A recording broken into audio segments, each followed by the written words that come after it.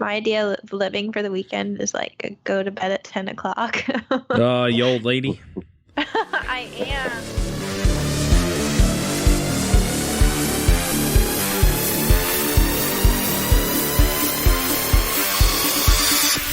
This episode is sponsored by Linode. Do you need a Linux server for your latest creation? Then check them out. They provide SSDs, 40 gigabit per second network connections, and top-of-the-line hardware to run your server on. It deploys Linux in seconds from the Linode cloud, and you can choose your Linux distro and node location right from the manager. They have locations in Asia, North America, and Europe, and they have a sweet set of tools to make it easy to manage it. If the web interface isn't your thing, they also have an API and a command line, so definitely go check them out.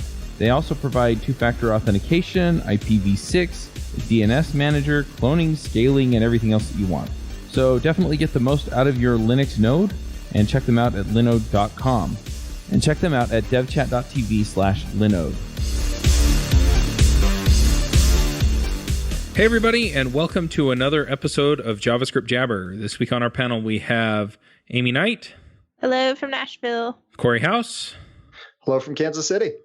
I'm Charles Max Wood from devchat.tv. One thing I've neglected to mention, I think, on some of these shows is that we have Angular Dev Summit coming up that I'm putting on, and it's free, and you don't have to travel because it's online, so go check it out. We have two special guests this week. We have Dylan, and I always mess your name up, Dylan. I'm really sorry. Dylan Schiemann. You got it right this time. Yeah. That's because I put I put a disclaimer on it. I was like, I know I'm going to mess it up, and I got it right. We also have Kitson Kelly. Hello. Now, Dylan, you've been on the show before. Kitson, I don't believe you have, but it's been a while anyway. Do you want to just give us a brief introduction? Let us know who you are and what you do. Sure. I'm Dylan Schiemann. I'm the CEO at SitePen, and I'm the co-founder of the Dojo Toolkit, which is a JavaScript library and framework that's been around since 2004. And I run meetup groups, and I'm very involved in the JavaScript space. And I'm Kitson Kelly. I'm CTO with SitePen, and I've been with SitePen for about 2 years. Been doing technology management for a lot longer than that. Was a committer with the Dojo 1 toolkit, and am now the project lead for Dojo 2. Awesome. So let's go ahead and jump in and talk about Dojo here. Do you want to just give us sort of the elevator pitch for Dojo, like just what it is kind of thing? Sure. So I'll start with Dojo 1, which has been around forever, and then we'll sort of quickly move to Dojo 2, which is kind of where we're at now. So Dojo 1 was started back in 2004 as a way to solve the challenge of, I want to build something interesting in a browser at a time when that was kind of heretical, where why would you possibly want to do that in a browser? And over the past 13 years, it's evolved quite a lot.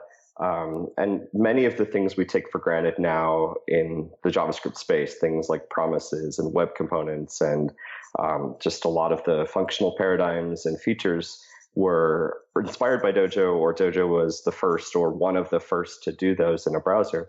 And so a lot of what we did in Dojo 1 has had a much bigger impact on sort of the web development community today.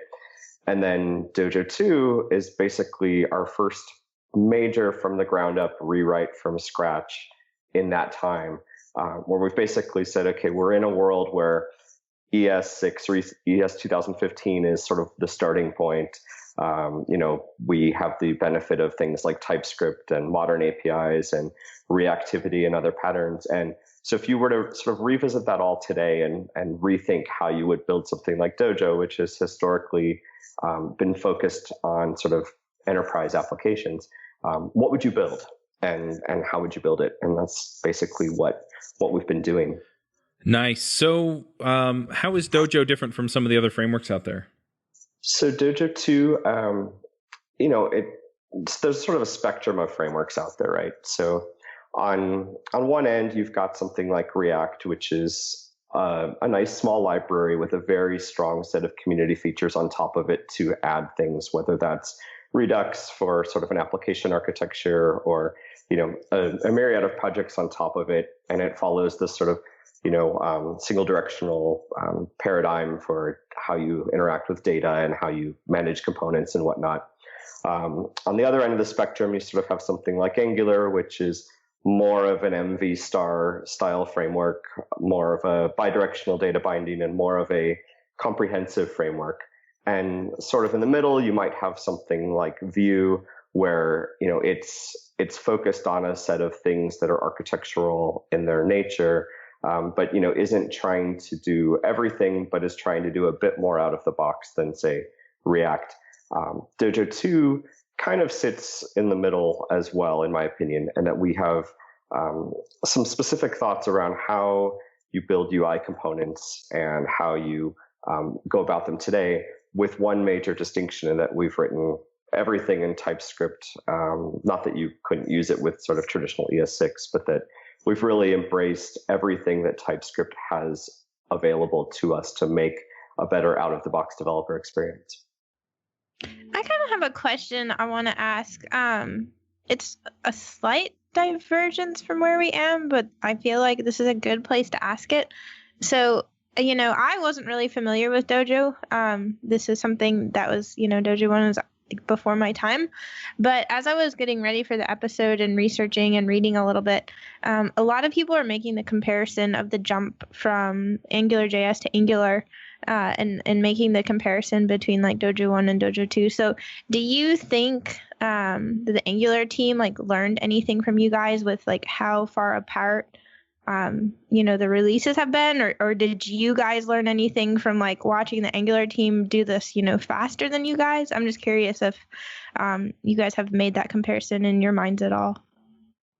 Yeah, I mean, I think we did the comparison. I mean, they were it was a bit frustrating because we decided to move to TypeScript, and we were getting ready to talk about it, and then 2 weeks later, Angular comes along and sort of steals our thunder with Angular 2 is going to go TypeScript. Oh no, we sort of lost that first mover advantage. But what we saw, particularly with Angular 2 and beyond, was that they really rapidly moved through their beta phase, and and that caused some challenges for the community, and we saw that. We were actually with SitePen, we were doing some projects in Angular 2, and trying to ride that sort of bucking bronco that was the beta phase, we felt really strongly with Dojo 2 that that we weren't going to release it and really start talking about it publicly until we were comfortable that we had things that weren't going to shift, and we knew what we were likely to shift and what we were likely not to shift. And so that's one of the big challenges that we've had on the reverse, though, is that we've been talking about Dojo 2 for probably 6 or 7 years, right, Dylan? Yeah. Yeah, I think the first time I gave a talk was 2011 about Dojo 2. So yeah. But we sort of we were pretty close to having what we thought was done for Dojo 2, and then ES6 became a thing, and it was such a great upheaval and you've seen this in pretty much every project out there that predates ES6, it's a rewrite and a rethink on how you go about things. And sorry, go ahead, Kit.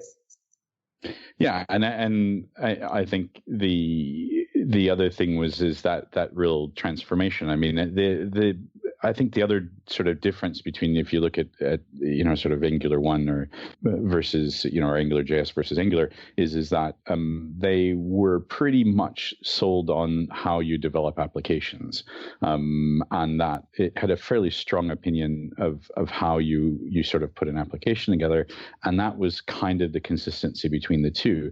With Dojo 1 and Dojo 2, we had a little bit of a different challenge too, which is we actually had a lot of the Dojo 1 had to deal with a lot of the fundamental underpinnings of how you build things that Angular sort of built on top of anyways, and was this higher order application framework. And we kind of felt with Dojo 1 that we kind of were lacking that sort of how do you build an app. It was more of a jQuery library to make it easier to integrate with browsers.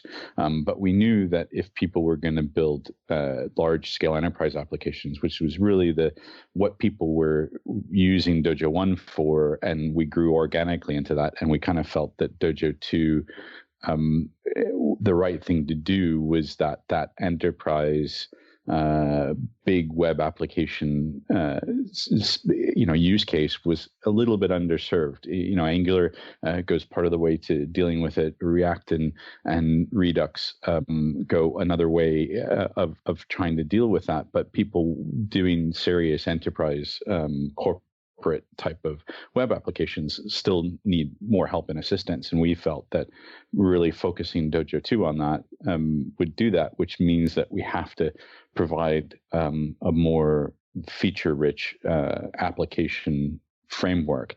And that's kind of the biggest challenge that we've had over the last year is trying to get to a situation where we reap the benefits that you get from TypeScript, as far as making sure that you build code that is right the first time at design time before you find your defects at runtime, but make sure that we really enable that all the way through the user journey. And that was probably one of the other things that we kind of felt that Angular could have done a bit more with is letting that power of TypeScript actually flow through to the end developer experience, where I think it's still a little bit you don't really harness the full power of TypeScript when using Angular at the moment. There's definitely improvements that they could do in the long term to make it a little bit better in the developer end experience. And so those were some of the things that we learned from sort of watching Angular and the challenges that they've had over the last couple of years. One of the things we noticed before they kind of came to the same conclusion is it's a lot easier if all your releases have the same version number. And so this is kind of the joke about Angular 2 jumping to Angular 4 to keep the version numbers consistent. But, we pretty much decided early on that when Dojo 2 ships, every package that's done is going to be 2.0. And then, if something's added and it's part of, say, the 2.1 release, it's going to start at version 2.1. It's not going to start at 1.0 or whatever. And the idea will just be that if they have the same version number, they work together. And that sort of keeps it a lot simpler when you've got, a release where you've got 20 or 30 different packages that are expected to be used together. Yeah. So guys, I was out here looking at the Dojo docs, and one thing that surprised me was that it looks as though Dojo 2 embraces AMD modules. Why did you choose to do that rather than the ES module spec, or do you have the option to use either? Technically, I have the option to use either. So we author everything in TypeScript, but the Dojo 2 distributables. So Dojo 1 sort of invented AMD, or it was related in the sense that James Burke was working on the Dojo project and sort of was running into the challenges that we had with the early Dojo 1 module system. So when we came to Dojo 2, ES modules weren't fully, the syntax was fully baked. Well, and that's somewhat arguable at times, but it was part of the standard at the point of ES 2015. So we had that, but actually how modules were going to be loaded, and you had the option to use System.js if you wanted to load those modules, but even then there were sort of still debates and challenges about how that was actually going to work. And it isn't even until a couple months ago that we actually had ES module loader that was production ready in a browser, and it was Safari. Chrome and Firefox are still playing catch up in that space, and so we kind of felt that we would stick with what we knew worked out of the box today before we would go anywhere. So all of our packages for Dojo 2 at the moment are published in UMD, so they do load under Common JS, so under Node or AMD. But ultimately, our build tool, the Dojo CLI build tool uses Webpack, and we'll bundle those up so you don't even need any loader and you don't have to worry about that aspect of it. Okay, thanks. So that helps clarify. I guess I'm still trying to understand then why, or is it your recommendation then, if I'm working in Dojo 2, to be using AMD modules or to be using ES modules? Or it sounds like either is an option. I guess what still seems strange to me is I can't think of a benefit to choosing AMD modules. Is there one in Dojo 2? You would author things in TypeScript with ES modules. It's just an output format that we know works without a builder. So when you're running code and loading it in a browser, and you want to just be able to run the code that you're writing, the fastest path is to just export it as UMD, because we know that'll work everywhere today. Eventually, that path will just go away. But to facilitate that, you might still want to pull in some old code that happens to not be ES modular in its nature, and so you want to be able to load in modules that are written in CommonJS or AMD or UMD or whatever. So we sort of the upgrade path to Dojo 2 for people is to be able to pull in Dojo 1 code and use them in some sort of harmonic coexistence. And so you sort of need to be able to support that. But most people starting out with a new Dojo 2 project are probably never going to think about AMD at all. They're just probably going to write some TypeScript code using ESM and export it to Webpack modules that they'll use in production. Gotcha. All right. Thanks. So I had another question. Maybe the video I was watching was outdated because you just said that you're using Webpack, but something that I was watching was saying that you guys were using Grunt, which I was really curious about the decision for that, since that seems kind of outdated at this point. Well, so for task orchestration on our internal packages, we still use Grunt. I see. But okay. We've, for end users, we've developed a CLI tool which is built in.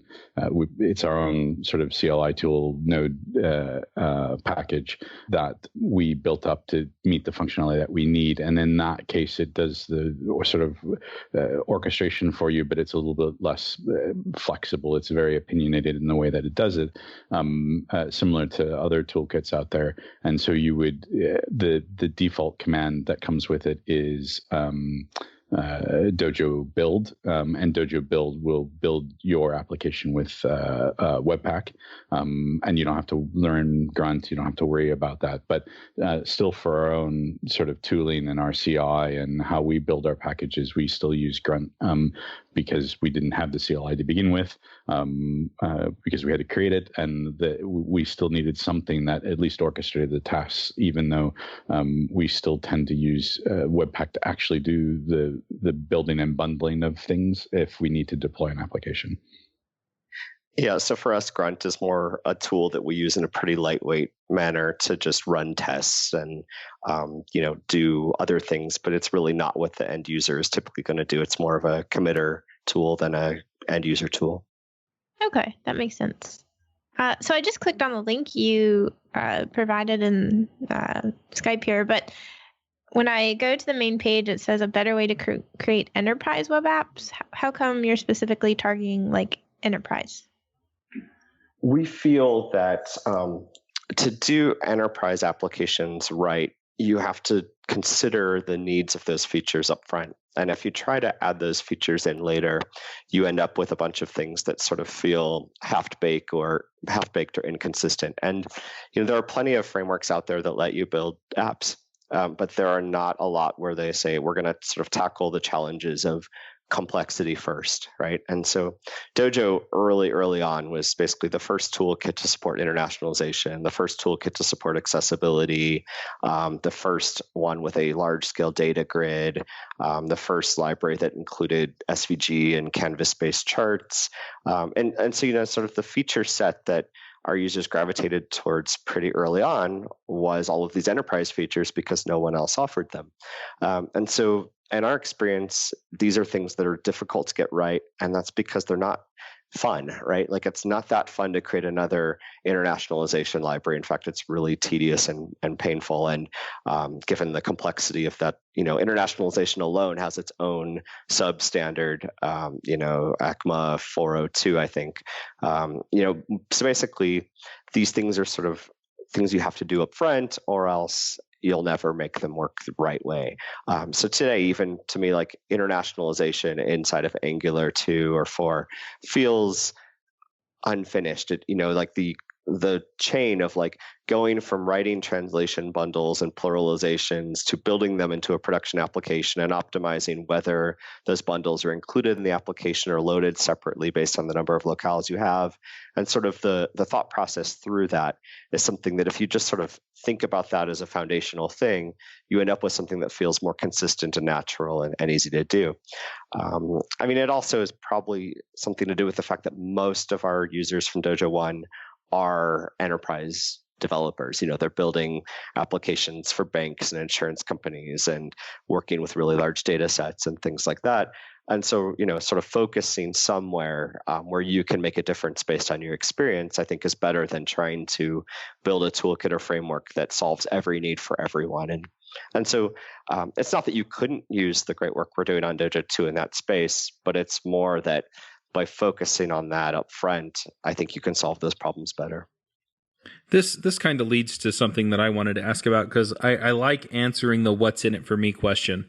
Why would people use this? And it sounds like it has a lot of nice things for enterprise development. But at this point, it seems like, a lot of the things, you mentioned internationalization and a lot of these other features that we have now in one form or another for React or Angular or, whatever other framework we decide to use. Some of them are in various stages. But is that the main selling point then for Dojo is, hey, if I have an app that has this list of needs, Dojo has the most mature solution? Or is there more to the framework and the way that you think about code with Dojo that makes it fit nicely for these sets of problems? It was probably about 18 months ago, maybe 2 years ago, where we really sort of had look at ourselves really strongly, because even though we had the sort of history of being one of the first toolkits out there, we really said, what do we need to continue to exist anymore other than in sort of a maintenance mode in Dojo 1 for the long term? And we really took a critical look at it and said, because there's a lot of as you pointed out, there's a lot of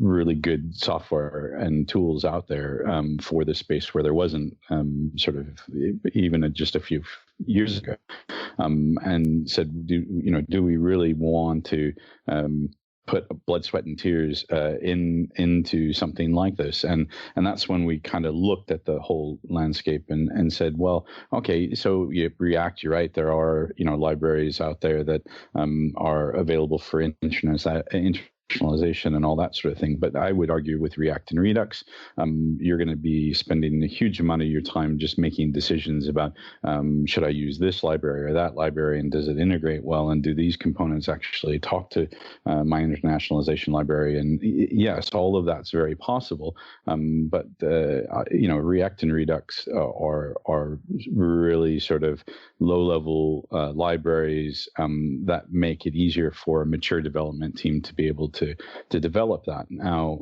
as Dylan was saying, in the enterprise, development isn't sexy. It is almost one of those necessary evils where enterprises have to be able to develop these sort of mature applications, but with developers that are probably not the smartest, not the brightest, and need a bit more guidance and a bit more structure, and where especially enterprises like to throw bodies at a problem, right? And one of the things that we've continually seen in our customers with SitePen over the years is that sort of throwing bodies at a problem doesn't make the development go any faster.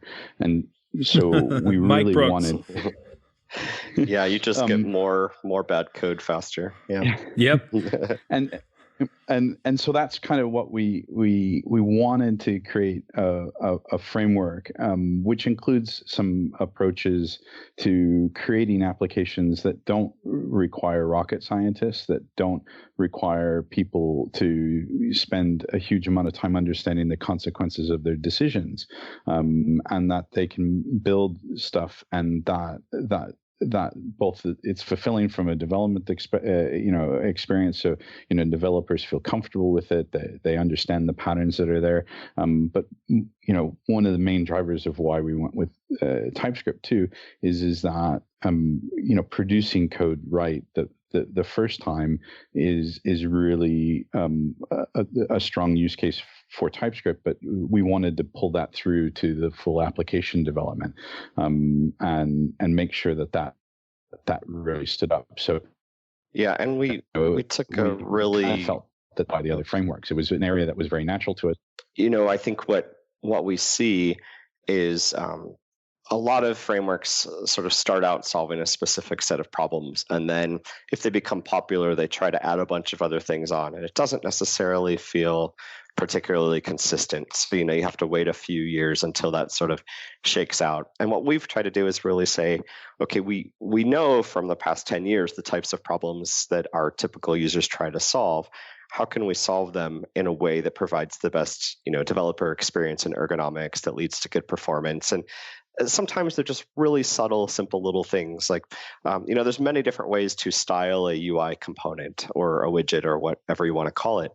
And, there's frameworks around that, and there's CSS and JS, and there's all these different approaches. But what's a really good approach? And what we found is by combining sort of CSS modules and a couple of other packages, that we could provide type safety around choosing a CSS class name that's specific to a particular component. So you could sort of add back the IntelliSense. So when you're inside a component file and you're trying to remember which class names are available for that widget, you don't typo it, because you just type, the variable name that represents the package of class names, and then you get an autocomplete list, and it won't compile if it doesn't recognize the class name that you've suggested. And we've just really looked for lots of little things like that where, on the surface, there's really honestly not that much difference between the major frameworks out there today in terms of you're not going to fail to make it possible to build a good application with sort of any of the big 10 frameworks out there. But which one's going to make you feel better at the end of the day in terms of efficiency and productivity and, feeling like you've got a code base that's easier to maintain and that works consistently. And, that's something we have the luxury of doing because we've kind of taken our time to try to get it right rather than trying to rush something out. That makes sense. This episode is sponsored by Hired.com. Are you searching for a new job? That can be stressful, scary, and time-consuming. Pushy recruiters try to sell you on roles you don't actually want, and the job boards make you feel like you're throwing your resume into a black hole, never to be seen again. And sometimes you go all the way through the interview process just to find out at the very end that the salary, offer, or company culture doesn't match what you're looking for. Hired is the world's most intelligent talent matching platform for full-time and contract opportunities in engineering, development, design, product management, data science, sales, and marketing. We make your job search faster, focused, and stress-free. Instead of endlessly applying to companies and hoping for the best, Hired puts you in control of when and how you connect with compelling new opportunities. After completing one simple application, top employers apply to hire you, and on Hired you receive personal interview requests and upfront salary information so you can make informed decisions about what opportunities to pursue over a condensed timeline. Hired offers access to more than 4,000 innovative employers, including big brand names like Facebook and smaller emerging startups. The size and type of company you want to connect with is totally up to you. And we help you find new opportunities in 17 major cities in North America, Europe, Asia, and Australia. Open to relocation? Let them know. Your privacy and autonomy in your job search is of utmost importance. And if you go check them out at the show's link, that's hire.com/JavaScript Jabber, you can get double the hiring bonus that they offer. That's $600 instead of $300. So go check them out at hire.com/JavaScript Jabber today. So I guess the other question I have related to this then is, It sounds like, if I were coming at this 10 years ago, it'd be pretty obvious that I needed something like Dojo and I would just pick it up. But at this point, there's a lot of nuance to choosing a toolkit or a framework. So what is the sweet spot? Where am I going to say, oh, I have this set of problems, or I'm working on this kind of a website? Dojo is definitely the right answer for me, as opposed to, yeah, I could probably do this in Angular or React and I'd be perfectly happy with it. So it's an interesting question that we've been working to answer in a fairly neutral way. So we've actually started a blog series. I just posted the link to it on the SitePen blog. And the premise of it is, if you choose your JavaScript framework like you choose your music, you would all be using justinbieber.js, which is kind of a joke I've made at conferences over the years, which is that to really know like what framework to use is dependent on hundreds, if not thousands of factors, right? And the number one question we get asked at SitePen and have for the past 10 years is, should I use framework A or framework B? And just the names of A and B have changed over time. So right now that's Angular versus React, but years ago it was Dojo versus jQuery and whatever, right? And the answer is, it's not a simple answer, but the number one reason people have used Dojo over the years, I would say, is because of the data grid component. We have a very strong history of writing data grids that are very powerful and useful for the enterprise.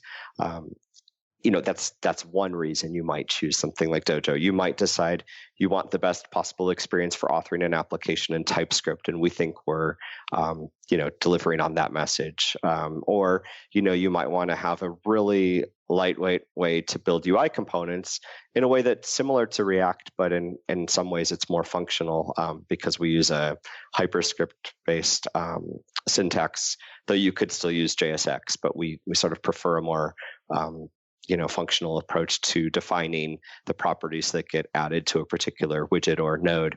And it's really just, though, it's the details, it's the nuances, because you could pretty strongly make an argument for why you might use any of the big frameworks out there today. But for us, we've focused on the problems of what's a sort of complete yet efficient solution for building complex applications, in particular, the problems that are, occurrent within the enterprise. And I think the other thing too, which we've continued to try to at least ask ourselves this question as we've been working on it is what is the developer experience going to be like? But also actually realizing that, especially in enterprise development, there's sort of this division of labor that goes on, where you have specialization, where the people that create your components might even be a separate team from those that take those components and put them into an application. And so we want to promote patterns that allow you to sort of structure that, be able to share code, use different parts of an application, and sort of do that division of labor that happens in large development teams, because we've seen that happen time and time again. And if you have this sort of situation where you have to have somebody that knows the whole application in order to be productive on it, then you're never going to be able to scale that development. And so it's all those little small patterns of where, like how we deal with CSS modules, and so that you don't accidentally lose the CSS that is tied to your component, but at the same time you're not using sort of low performance inline programmatic CSS, which is kind of the rage these days in certain camps. But inline styles are really sort of developer ergonomics in benefit of or at the sacrifice of the end user application performance, right?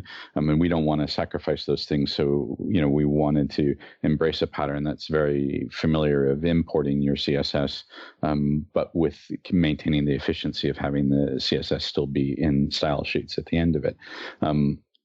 But other little things to make sure that you can divide out that labor, that you can take the design from the design team, and be able to theme all of your widgets by having a coherent built-in theming system that makes it easy to be able to take a UI design and be able to place that quickly into your application.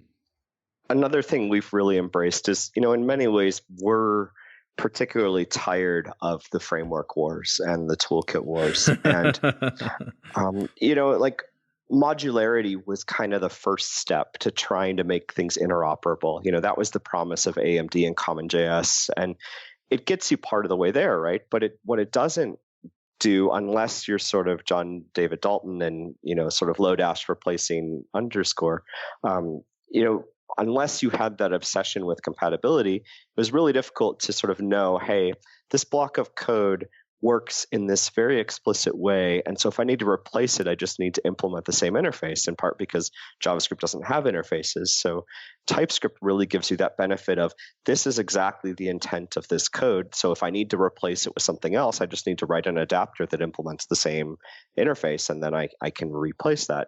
Web components are another technology, and they're not perfect in their implementation, but having the ability to sort of import and export a web component into another environment gives you the longevity of, with Dojo 2, basically you can create a component, and then quite easily you can configure its export as a web component so that you can then pull that same grid that you've created to use inside of Dojo 2, inside of an Angular application or inside of a React application.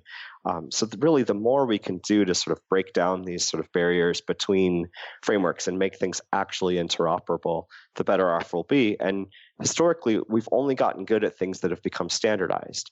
So interfaces, I think, are a big potential forward to help encourage that. And that's something we've taken very seriously, in part because if someone now is going to take the risk of using something from Dojo 2, but they've got a bunch of applications they've written inside of Angular or React or Ember or whatever, it's risky, right? Because they're diverging from their code base. So if we can say to them, hey, try Dojo out, try to create this grid you want to use with it, and then go export it and use it within the applications that were not written in Dojo, and that'll just work. That's a big selling point over this sort of, and now you're locked into Dojo forever and you can't use anything else, and you're sort of stuck there. I like that idea. I like it a lot. Yeah, and I mean I think that was not only the interoperability and doing that, but also just acknowledging that if we. It was one of the challenges that we had with Dojo 1, because there was nothing or very little at the time. Dojo 1 ended up serving a lot of masters, and it became competent at some things, really competent and really thought leader at some things. And then there's things in Dojo 1 that, really haven't had any care and attention for 10 years. Right, where Dojo 2, we really wanted to focus on things and really try to, but know that we're not going to rule the world, right? I mean, there's really, there's reasons why Angular is successful. There's reasons why React is successful. There's reasons why Ember are successful. There's reasons why Vue are successful, and Aurelia, and there are lots of frameworks out there these days, and we don't really, and actually our internal sort of objective is that if we actually, those that are contributing to Dojo, if what we do is learn how to build applications better, and we are able to build applications with Dojo 2 that we would be proud to leave in other people's hands to be able to maintain over the long term, then that's a success factor for us. If it doesn't get adoption in a wider community, we'd actually still feel that our investment that we've made in Dojo 2 was worth it, because a lot of it, we have learned so much from really building a modern framework, and we understand what works well in other frameworks and what doesn't work so well in other frameworks, largely based on our experience in building Dojo 2. Yeah, I mean, even though we're still in beta, we've built several customer projects where they've been encouraged by Dojo 2 and wanted us to use it. And, we also do a number of engagements with people using React and Angular and other frameworks. And, we've had some projects where we'll use Dojo 2 plus we'll use Redux, or we've had projects where, we'll create a component in Dojo 2 and export it and use it in something else. And but what's been really inspiring is we've just found huge productivity gains over using other things for the things that Dojo does well. So I was going to ask one other question because I feel like, I don't know, there's just some stuff to learn from talking about this. So the video I watched, you guys are talking about the decision that you made, the virtual DOM decision, or the virtual DOM that you guys decided to go with, and like kind of your thought process that went into that. So can you talk about that a little bit? Sure. So we searched, this is probably about a year and a half ago or closer to 2 years ago, for a virtual DOM library that was small, efficient, and ideally written in TypeScript because we were writing Dojo 2 in TypeScript. So we ended up settling, or not settling, but just really liking a library called Maquette. It's written by a team in the Netherlands for a fairly small company, but it's, at its core, it's just a virtual DOM library. So it's a fairly tiny package, maybe 1/10 the size of React. I'm picking that number off the top of my head, but it's pretty tiny and efficient. It's 1,000 lines of code. Yeah, it's 1,000 lines of code. Yeah. Interesting. Can you guys put a link in the show notes? Of course. We went with the virtual DOM because the other solutions that were out there as far as interacting with the DOM is that we've continually found that the more you have to deal with the DOM directly, the more complex your interactions become, and it becomes a difficult thing. And too often, actually, people sort of, when they develop components, they tie them too closely to the DOM, and that's where issues and errors come into that too. And we kind of felt, for our own sake, but also for other developers' sake, is abstracting yourself from the DOM is probably the best thing to deal with and to do. And so we were really sold on the idea of a virtual DOM, particularly because one, we knew that we could get it to work efficiently in a browser environment, but it also enabled sort of future-proofing and making it easy to be able to start to accomplish things like server-side rendering, which we felt that would probably become a strong use case in the future. And it seems to be a case that we're still sort of driving out in the current development of our beta 3 of Dojo 2 is we're fleshing out the whole server-side rendering story, because both from a sort of search engine ability to have your content available to serve up to search engines, but also having that sort of fast boot sort of concept that you get with the sort of progressive web apps, and being able to make sure that those perform efficiently as well too. Server-side rendering can be a primary use case for that as well. So we really wanted to do that. And again, as Dylan was saying, focusing on something that was probably written in TypeScript because we knew that it would be there. And the Maquette and the team that developed it, they only care about virtual DOM. They don't want to get into sort of micro framework. They're really focused on doing one thing and doing one thing well. And we had respect for that. And it would have been crazy for us to just go write our own virtual DOM library. So we selected them, and we've been happy with that decision. And they've been really receptive to changes and pull requests, and they seem to be a really strong team, and we're quite happy working with them.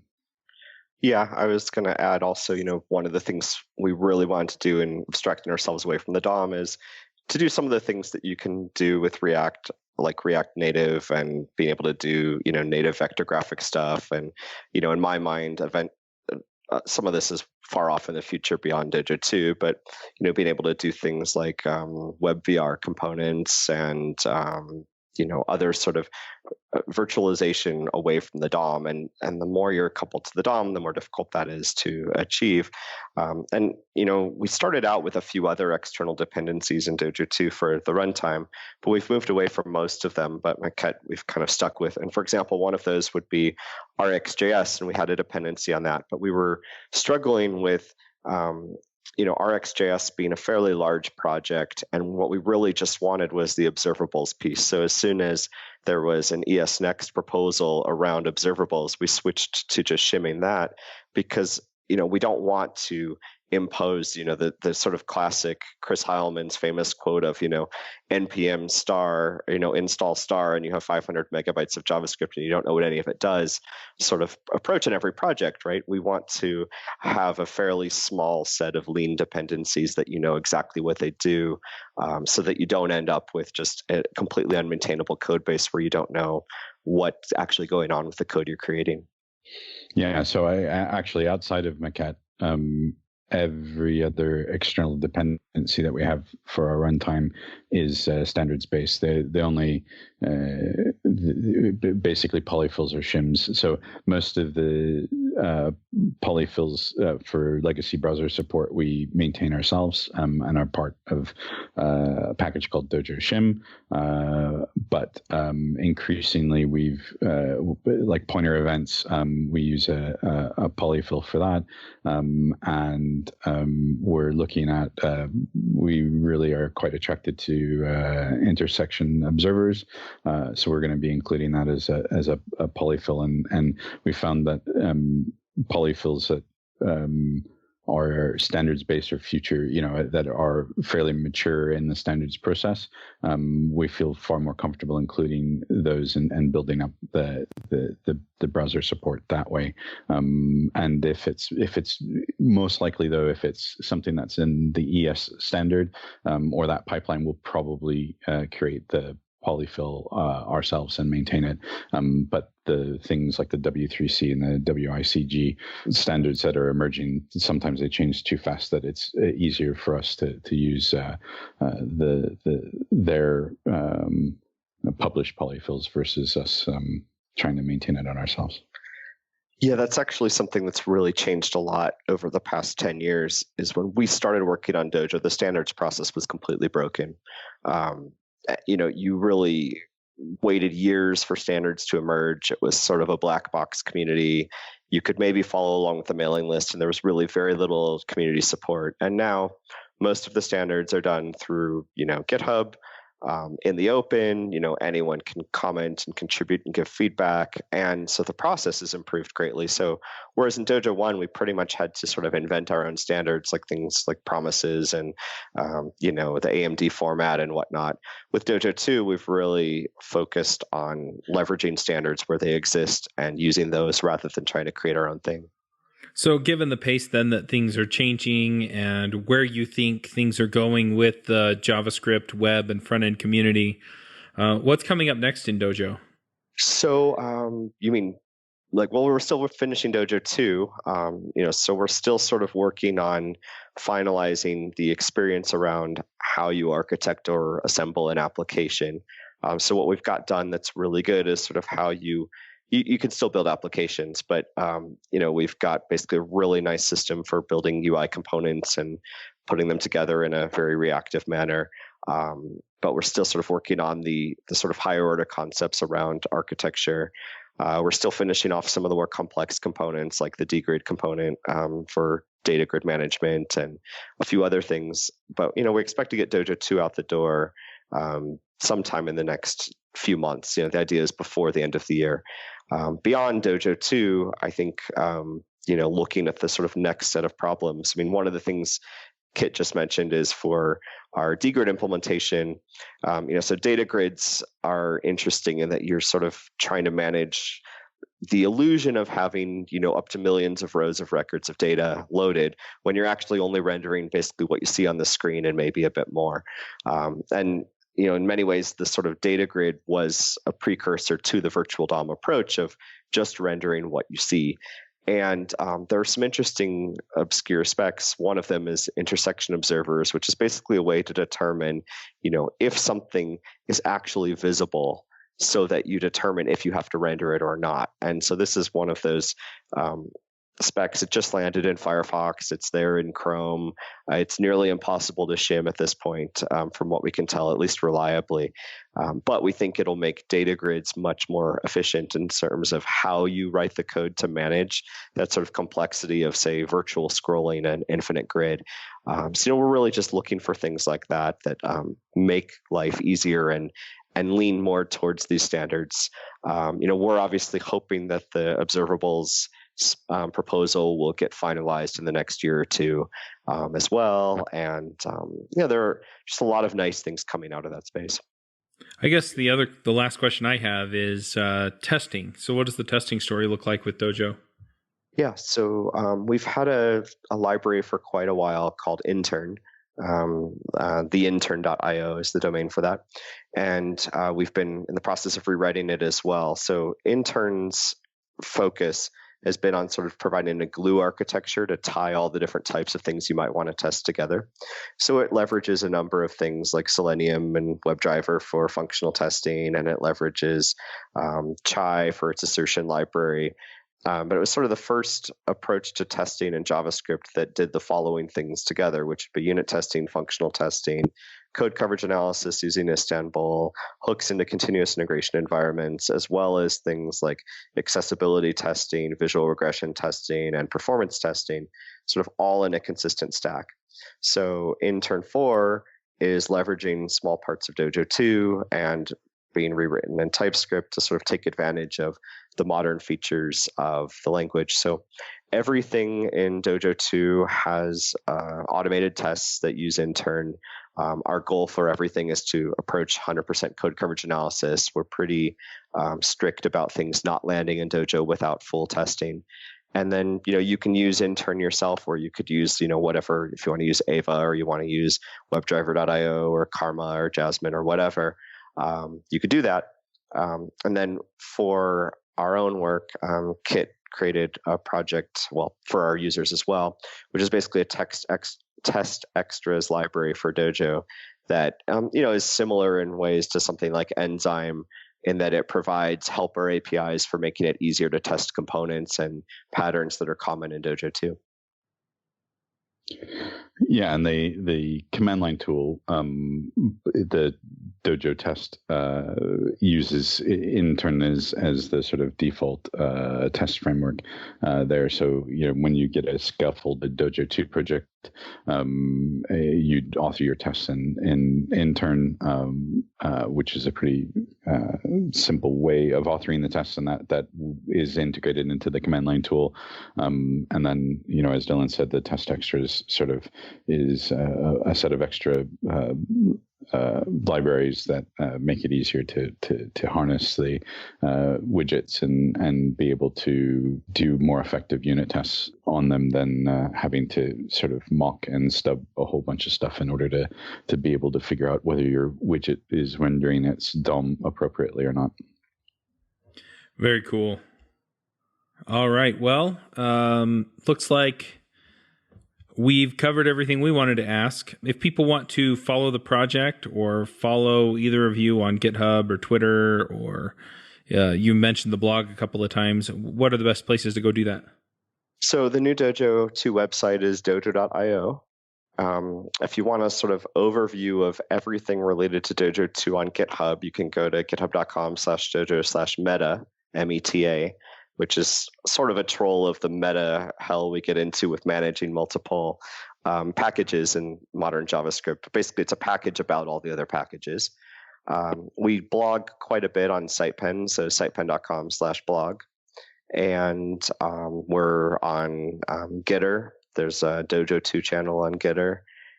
And on GitHub, I'm Dylan S. On Twitter, I'm Dylan S. Also, SitePen and Dojo under Twitter.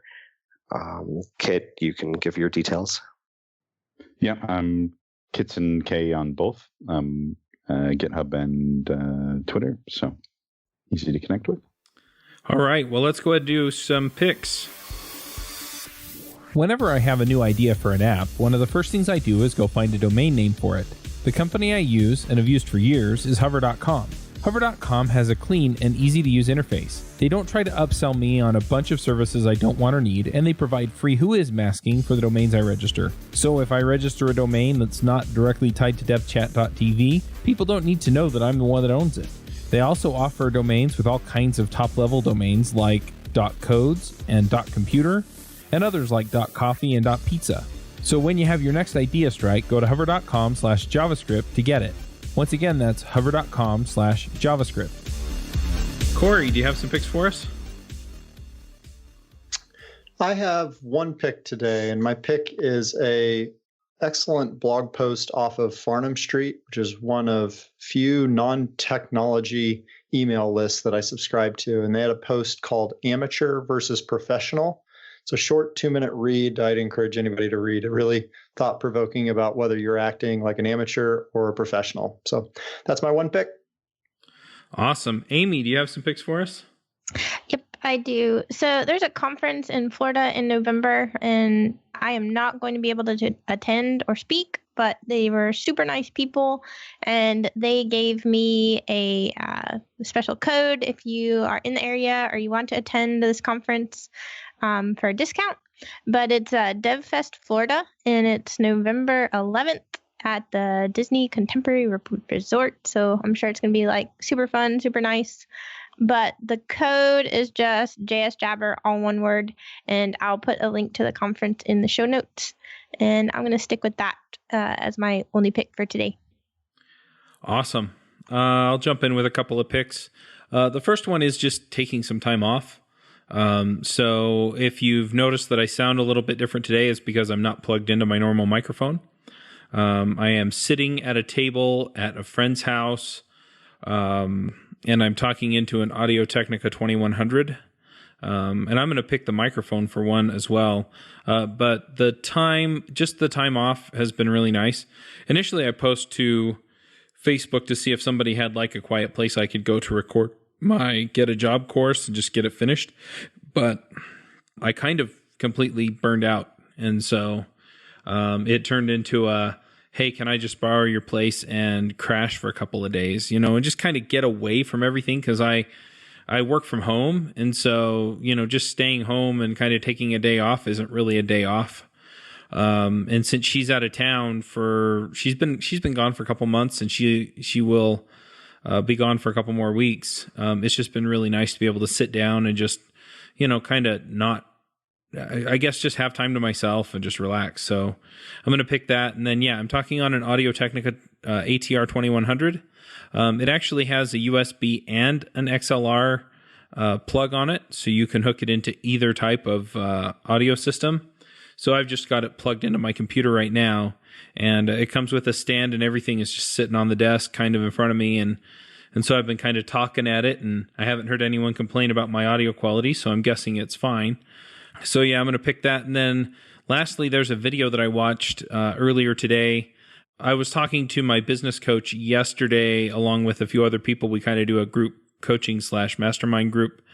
And she mentioned, you need to really figure out your why, your purpose for why you do what you do. And she's like, it sounds like you have one, but it doesn't sound like you explicitly know what it is. And I felt like that's something that held me back a little bit, just because people ask me why I do what I do, why I do the podcast and stuff. And I kind of give them a generic, I help people. And anyway, so I watched this video. It's about 10 minutes long, and it's how to define your life purpose in 5 minutes. And anyway, so he just asks like 5 questions. And it's funny because he's like, the answer's simple, because the first one is, who are you? He's like, what's your name? Call out your name. Okay, you got number 1 answered, right?